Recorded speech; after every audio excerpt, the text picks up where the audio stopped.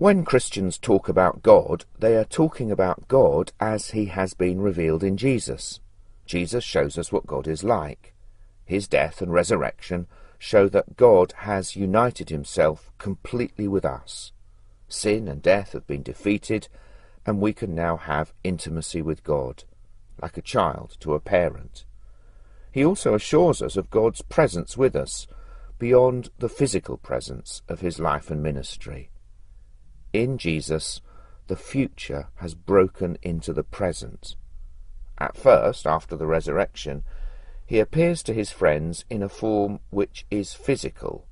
They can touch him and see him. But it is not just the resuscitation of a corpse.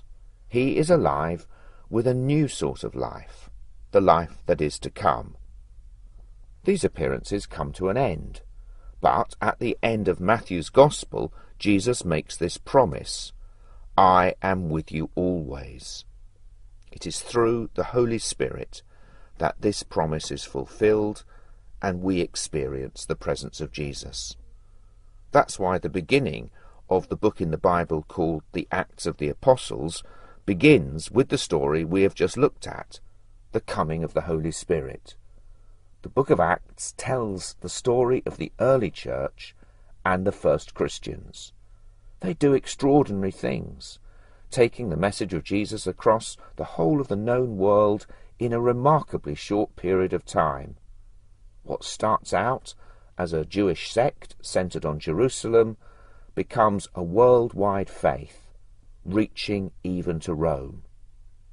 If you start to read some of this fantastic story, you will find constant references to the Holy Spirit, because it is the Spirit of God, the Spirit given by Jesus, that propels, provokes and steers the church and each individual Christian. So the church did not sit down one day and invent a complicated belief like the Holy Trinity, the Christian belief that God is three persons but still one God. This was their experience. Through Jesus, they knew God as Father. From Jesus, they received the Holy Spirit, and this Spirit guided their way and shaped their lives.